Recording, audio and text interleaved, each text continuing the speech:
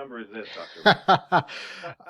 We're in the thousands. I haven't checked the Yeah. numbers recently. Well, you've walked us through and you've explained it to us. And as we get closer and closer to the end, thanks for all you've done for us and explained it and scared us at times. We're better for it, Dr. Ray. Uh, 7 cases today in Ottawa, 256 across the province. We're holding steady here. This is pretty good, and it's getting better, slowly but surely. Why aren't we allowed to go into stage 3, in your opinion? Should we be? I'm always going to err on the side of caution, and I get the desire to move things along to stage 3. But as I've been saying for a while now, it's like we're at the end. We're at the final lap of a very long race. You don't want to trip on your shoes and do a face plant just before the finish line. So what we're doing now is we're still in a bit of a race, though. We're in a race of Delta versus vaccination. I think we're going to win that race, but we run the risk of losing that race if we give Delta a bit of an advantage. And that means opening things up a bit too early. Yeah, meanwhile, in Alberta, in a couple of days, it's going to be business as usual pre-pandemic. Why bother, holding off if other people in this country are going to go ahead and do it anyway? I mean, do we have to worry? There's always some amount of worry, and maybe Alberta will be fine. Nobody really knows. It comes down to the precautionary principle. What do you want to risk in exchange for what can possibly be gained here? I've been saying for a while now, it's kind of like, betting your house on winning $1,000. That makes sense if the odds are enormously in your favor.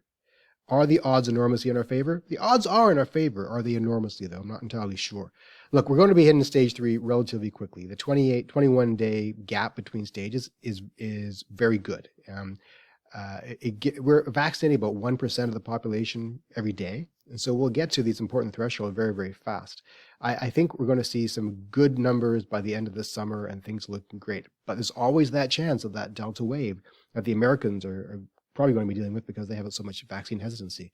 Well, I was going to say, the difference is here, we're not as hesitant. Therefore, doesn't the vaccine, if it wins against the variant, mean that we can avoid the fourth wave? 100%. Yes, we can totally avoid the fourth wave. I mean, there's some math at play here that is some cause for concern. With the hypertransmissibility of the variant and the less than perfect nature of the vaccines, you probably need a lot of people to get vaccinated before we're fully out of this, over 90%.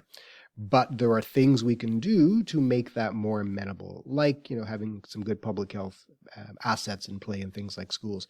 So we have some time the next couple of months to make September really good for schools because kids won't be vaccinated, right? So I'd rather we use this time to constructively think about how to make the fall perfect rather than rushing things too quickly. Well, the government hasn't been fast to act on making those changes in the schools. They kept promising, huge amounts of ventilation changes. I mean, go through the list, right? I mean, yeah, they got the teachers vaccinated faster than not as fast as they could have, but they got it done faster. That being said, how worried are you if nothing changes and the kids go back in the fall in terms of protection measures? I'm not really that worried, to be honest. My biggest concern throughout this past year has been that schools were accelerators of transmission for the pandemic as a whole. That's not going to be as much of the case because most of the adults around them will have been vaccinated. So the probability of schools bleeding into the community is less so. It's not zero, but it's less so. The concern now is how much infection will the children themselves endure. Right? We don't want that to happen unnecessarily. But until they are cleared for vaccination, that's probably going to happen to some extent. So I went over to my sister's, and my nephew was there. He's in his 30s, and he had a massive swollen cheeks. And I said, "What's up?" He said, "I got my second vaccination yesterday." And I was like, "What?" And it's the lymph nodes were quite swollen. Is that? I know a lot of people who are not a lot of people. Others are also experiencing the same thing. Should we be worried?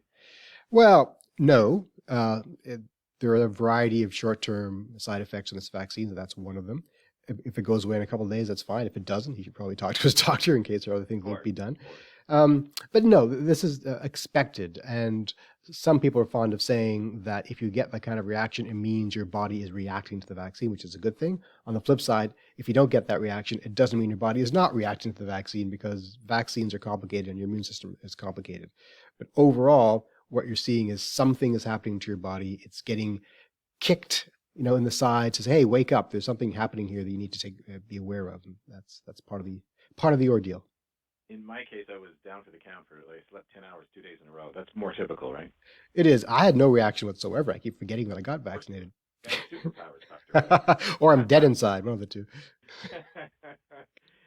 Just couple other ones. Eczema flare-ups, in case people suffer from that, don't be surprised. Yeah.